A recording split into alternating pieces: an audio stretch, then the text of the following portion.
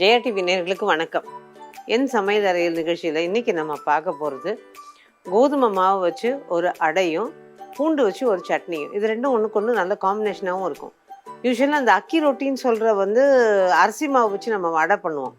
அப்புறம் கேழ்வரகு மாவு, பெரும்பாலும் நம்ம ஊர் பக்கங்கள்லாம் அந்த கிராமங்களில் இந்த கேழ்வரகு மாவு அடை ரொம்ப ரொம்ப ஃபேமஸ். அது இனிப்பு காரம் எப்படி வேணால் முருங்கைக்கீரையை உருவி போட்டு ஒரு டக்குன்னு யாரும் விருந்தாளியை பார்த்தாலோ இல்லை குழந்தைங்களுக்கு எதுவும் கொடுக்கணும்னு நினச்சாலோ இந்த கேழ்வரகு மாவு வச்சு ஒரு அடை தட்டி தருவாங்க. அந்த சுட சுட சாப்பிடும்போது அது நல்ல அந்த முருங்கைக்கீரை வாசனையோடையும் அந்த டேஸ்டோடையும் பிரமாதமாக இருக்கும். ஆனால் இன்றைக்கி நம்ம அதுலேருந்து கொஞ்சம் மாறுபட்டு கோதுமை மாவு வச்சு அதே மாதிரி ஏறக்குறைய ஒரு அடை பண்ண போகிறோம். இந்த அடைக்கு இப்போ காம்பினேஷன் பார்த்திங்கன்னா யூஸ்வலாக ஒரு ஊறுகாவோ இல்லை ஒரு சம்பல் மாதிரி பண்ணுற தேங்காய் அந்த இதுதான் வச்சு சாப்பிடுவோம். அந்த மாதிரி இல்லாமல் இன்றைக்கி இது பூண்டு சட்னி பண்ணலாம் அப்படின்னு. இந்த பூண்டு சட்னியை பற்றி ஒன்று சொல்லணும் அப்படின்னா, நம்ம நிகழ்ச்சியை பார்க்குற ஒரு நேயர் கல்பனா ரவின்னு பேர். அவங்க எனக்கு ஃபோன் பண்ணி, எப்படியும் ஃபோன் நம்பர் வாங்கிட்டாங்க, வாங்கி ஃபோன் பண்ணி உங்கள் நிகழ்ச்சியெல்லாம் பார்க்குறேன், ரொம்ப நல்லாயிருக்கு மேடம் சொல்லிட்டு இந்த பூண்டு சட்னி நான் பண்ணுறேன், அந்த மாதிரி நான் சொன்னால் நீங்கள் பண்ணுவீங்களான்னு கேட்டாங்க. அந்த நேயர் கொடுத்த சட்னி ரொம்ப நல்லா இருந்தது. நான் ட்ரை பண்ணும்போது அதை தான் இன்றைக்கி நம்ம நேயர்களுக்காக பண்ணி காட்ட போகிறேன். ஸோ அது கல்பனா ரவி சொல்லி கொடுத்த இந்த பூண்டு சட்னி இன்றைக்கி இதுக்கு ஆப்டாக இருக்குங்கிறதுனால இதை பண்ண போகிறோம். இது எப்படி பண்ணுறதுன்னு பார்க்கலாம். அதுக்கு முன்னாடி இந்த கோதுமை அடையை பற்றியும் ஒன்று சொல்லணும். என்னோட 82 வயசு இனிய தோழி துர்காமான்னு சொல்லி முதலில் இருக்காங்க. நம்ம நிகழ்ச்சி எல்லாத்தையும் பார்த்து அதை ஆக்சுவலாக அவங்க டேப் பண்ணி கூட வச்சுக்கிறாங்க.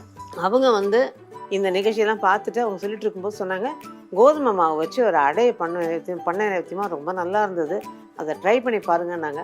எனக்கு அப்படியே ஒரு சந்தோஷம். அதுவும் பெரியவங்க அவங்க சொல்லி அவங்க செஞ்சு பார்த்த ஒரு விஷயத்தை என்கிட்ட சொல்லும்போது அதை நாமளும் ட்ரை பண்ணால் என்னென்னு பண்ணும்போது அது ரொம்ப நல்ல ரிசல்ட் கிடச்சிது.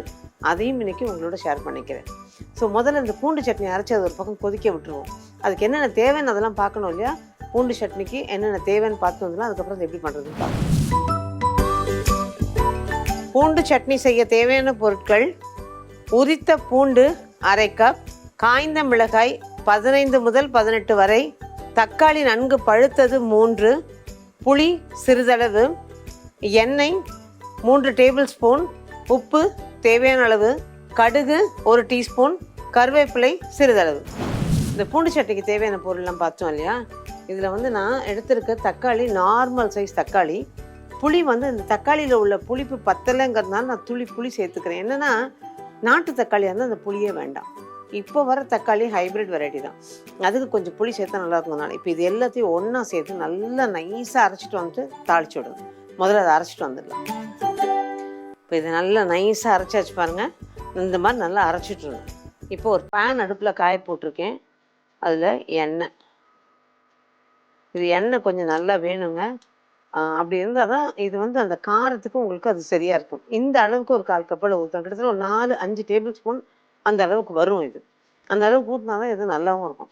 அதே மாதிரி இதை தாளித்து இதை கொட்டிட்டு தீயை நிதானமாக வச்சு நம்ம மூடி போட்டு அதை வதக்க போகிறோம். அந்த மூடி போட்டு அதுலேயே அது குமிங்கி வதங்கும் போது தான் அந்த எண்ணெயும் தெறிக்காமல் கரெக்டாக வெந்து கரெக்டாக இருக்கும். அந்த வாசனை பச்சை வாசனை போய் ரெடி ஆகணும். எண்ணெய் காஞ்சிருச்சு. இதில் கொஞ்சம் கடுகு, இந்த 1 ஸ்பூன் கடுகு இதில் போட்டுடலாம். கடுகு நல்லா பொரியட்டும்.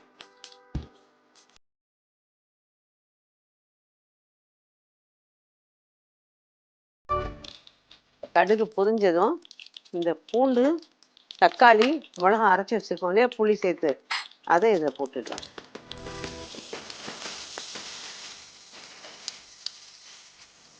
இதை நல்லா கலந்து விட்டுட்டு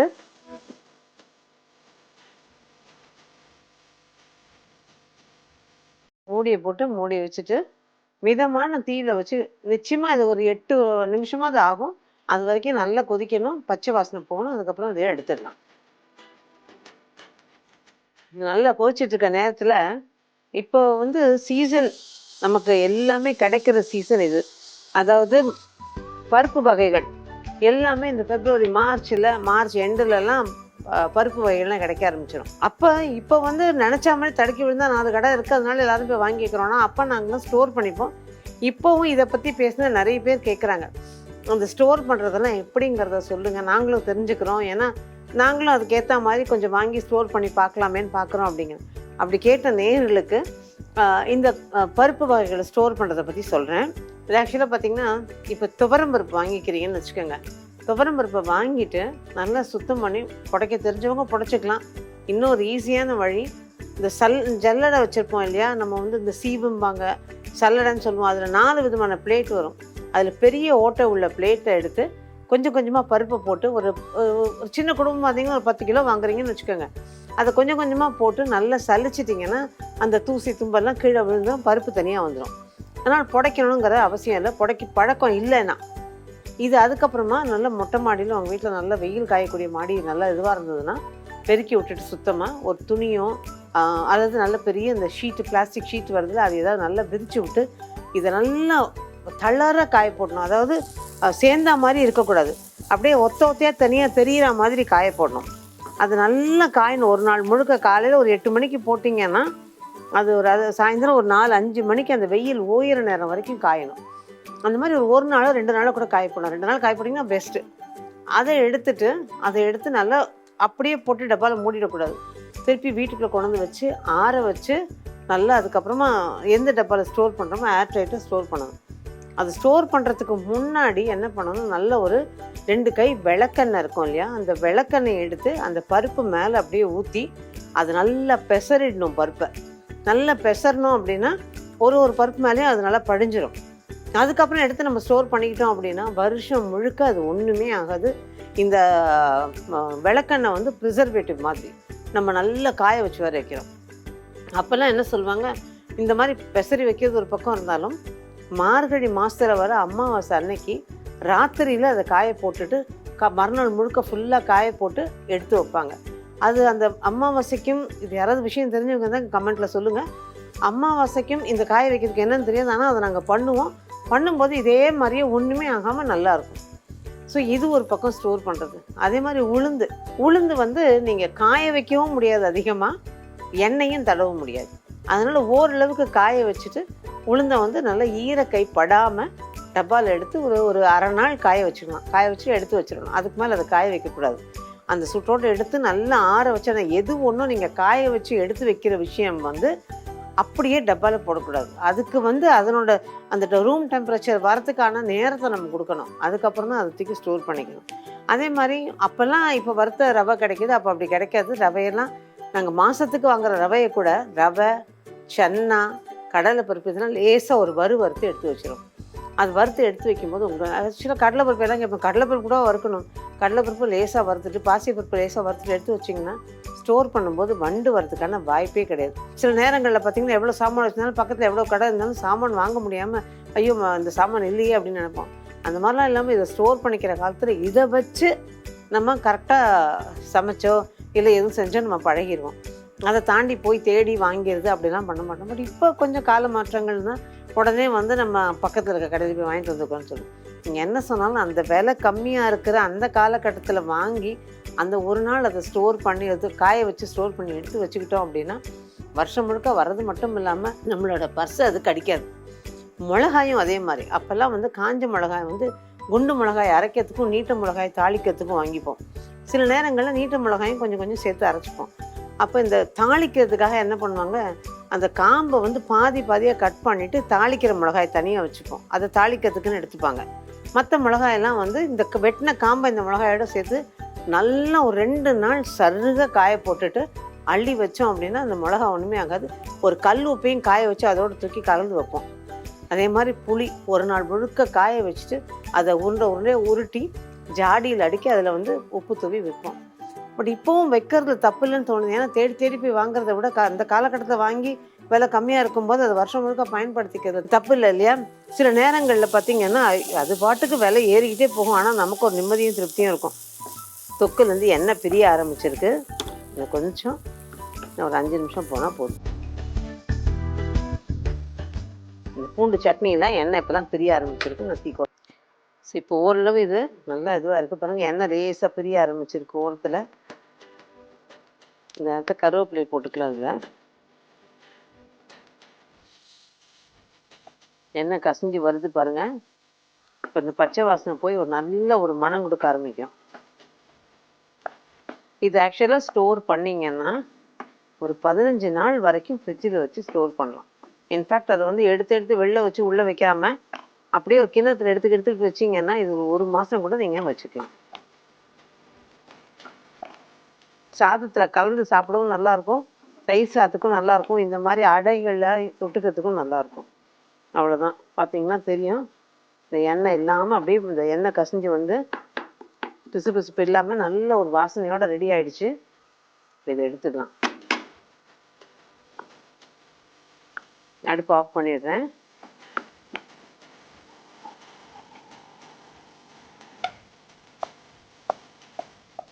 இப்போ இது ஒரு டிஸ்பிளே பாத்திரத்தை எடுத்துக்கலாம். நல்லா ஒட்டாமல் இருக்குது பாருங்கள் அந்த எண்ணெய்க்கு. ரெடி ஆயிடுச்சு.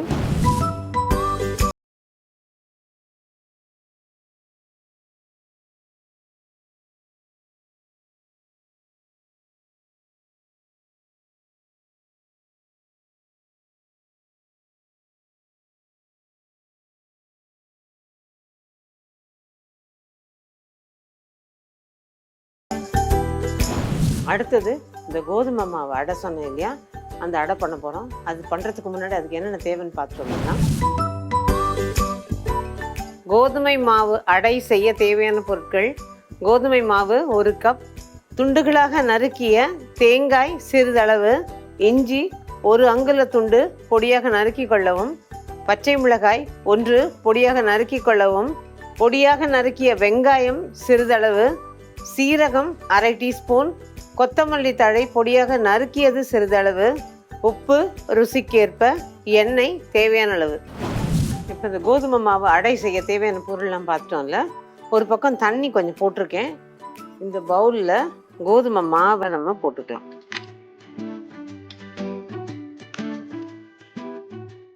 அதோட பொடியாக நறுக்கின பச்சை மிளகாய், பொடியாக நறுக்கின இஞ்சி, சீரகம், வெங்காயத்தை கொஞ்சம் கசக்கி போட்டுடுங்க.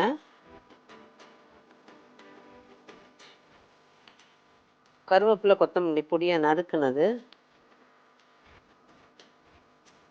தேங்காய் துண்டு துண்டாக நறுக்குனது. இதை கடிக்க முடியல அப்படின்னு நினைக்கிறவங்க நீங்கள் வந்து துருவி கூட போட்டுக்கலாம். பட் அப்படியே வாயில் கடிப்படுறப்போது நல்லா டேஸ்டியாக நல்லா இருக்குங்கிறதுனால நான் சேர்த்துருக்கேன்.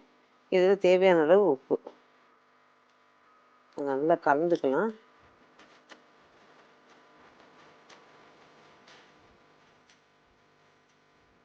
இந்த பக்கம் தண்ணி நல்லா சுட ஆரம்பிச்சிருச்சு. ரொம்ப சூடாக வேணும், கொதிக்க இருக்கணுங்கிறதுலாம் கிடையாதுங்க. கொஞ்சம் நல்லா சூடு ஏறுனா போதும். இந்த மாவுக்கு அந்த இழுவத்தன்மை இல்லாமல் ஒரு சாஃப்ட்னஸ் கொடுக்கும். இதை வந்து இதில் ஊற்றிடலாம். இது கொஞ்சம் கொஞ்சமாக ஊற்றி நல்லா பிசைஞ்சிக்கலாம். இப்போ நல்லா பிசைஞ்சிட்டு பார்க்கலாம். இப்போ மாவு பிசைஞ்சாச்சு. இந்த மாதிரி ரெடியாக பண்ணி வச்சாச்சு. பார்த்தீங்கன்னா தெரியும், அந்த சாஃப்ட்னஸ் இருக்கும் அந்த மாவில். ஸோ லேசாக ஒரு பக்கம் தோசைக்கல்ல காய போட்டுருக்கு, ஒரு பக்கம் எண்ணெயும் தடவி வச்சுருக்கேன். ஒரு இலையில, ஏன்னா பிளாஸ்டிக் ஷீட் இருக்காமல் கற்றுங்க, பட் இலை கிடச்சதுன்னா ரொம்பவே நல்லது. இதில் வந்து சின்னதாக தட்டணும். கூடில் மட்டும் கொஞ்சம் மெல்லிசா தட்டுங்க. ஏன்னா மெல்லிசா தட்டுனா அது வேகிறதுக்கான நேரமும் கம்மி, சட்டுன்னு வெந்துடும்.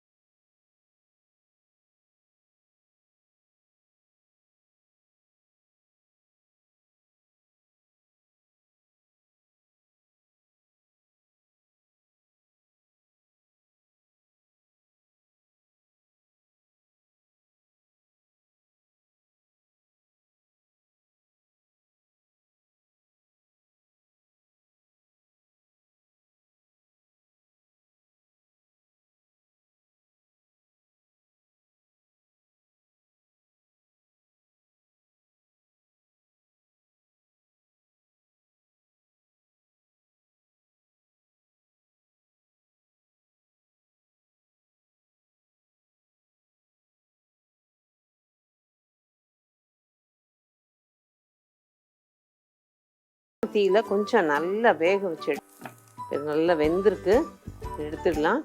இந்த மாதிரி எல்லாத்தையும் நல்லா தட்டிட்டு கூடின மட்டும், இது ஆக்சுவலாக ஆறுனா கூட சாஃப்டாக இருக்குது, ஆனால் கூடின மட்டும் சுட சுட சாப்பிடும்போது ரொம்ப டேஸ்டியாக இருக்கும். இப்போ இதை எடுத்துடலாம்.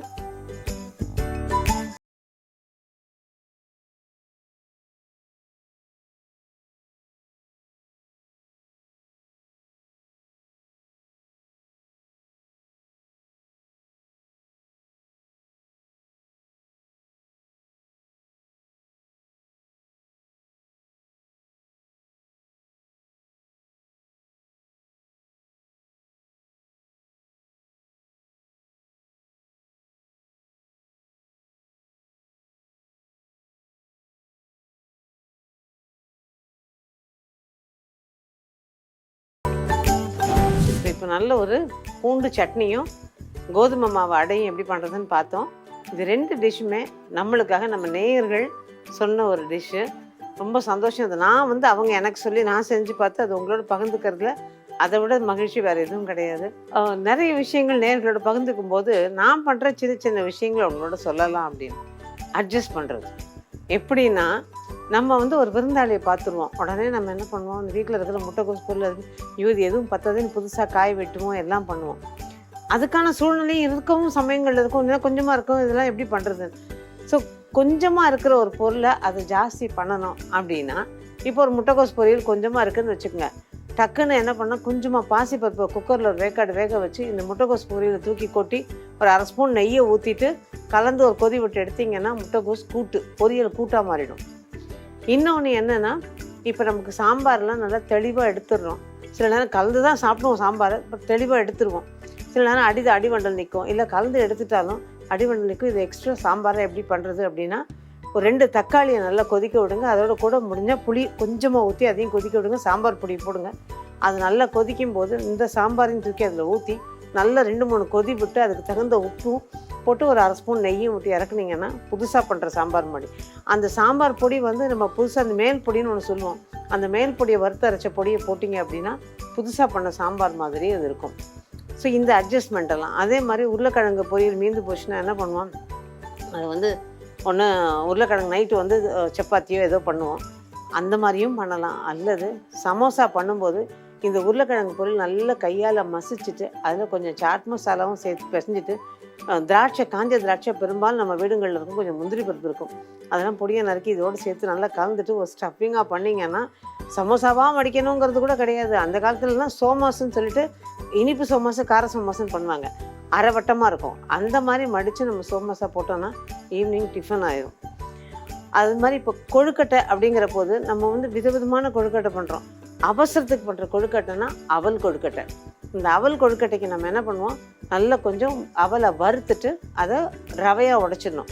உடைச்சிட்டு அதுக்கு தகுந்த தண்ணி, இப்போ 1 அவல் உடைச்ச ரவை இருந்ததுன்னா அதுக்கு ஒரு கப் அளவுக்கு தண்ணி இருந்தால் போதும்.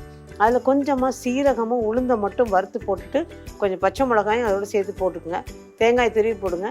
அதுக்கு தண்ணியை கொதிக்க வச்சு இந்த அவலில் அதில் கொட்டி நல்லா கலந்துட்டு கிளறிட்டு 1 ஸ்பூன் நெய்யும் விட்டு கலந்து எடுத்துட்டீங்க. கொஞ்சம் தேங்காய் பூ போட்டு கலந்து எடுத்துட்டீங்க அப்படின்னா ஈஸியாக போய்டும். இதை சின்ன சின்னதாக உருட்டி நீங்கள் அப்படியேவும் கொடுக்கலாம், அல்லது ஆவியில் வச்சு ஒரு எக்ஸ்ட்ரா ஒரு பூ போல் இருக்கிற மாதிரின்னு சொல்லுவாங்களே, அது மாதிரி ஆவியில் விட்டிங்கன்னா இன்னொரு எக்ஸ்ட்ரா சாஃப்ட்னஸ் கிடைக்கும், அதையும் பண்ணி கொடுக்கலாம். இதெல்லாம் சட்டுன்னு யாராவது விருந்தாளிகளை பார்த்தா பண்ணக்கூடிய ஒரு விஷயம். இந்த அவல் உப்புமாவாக தாளிக்கிறது மட்டும் இல்லைங்க, அதில் நாட்டு சக்கரை இருந்ததுன்னா நாட்டு சர்க்கரை போட்டு கொஞ்சம் தேங்காயும் போட்டிங்கன்னா அது இனிப்பும் ஆகிடும், இந்த கொழுக்கட்டை காரமும் ஆகிடும். ட்ரை பண்ணி பாருங்கள், ரொம்ப ஈஸியாக இருக்கும், இன்ட்ரெஸ்டிங்காகவும் இருக்கும். ஸோ நேர்களான உங்களுக்கு இது எல்லாமே பிடிச்சிருக்குன்னு நினைக்கிறேன். ட்ரை பண்ணி பார்த்துட்டு உங்களோட வேல்யூபிள் கமெண்ட்ஸை கொடுங்க. மீண்டும் இதே மாதிரி இன்னும் ஒரு பதிவில் உங்களை சந்திக்கும் வரை நன்றி, வணக்கம்.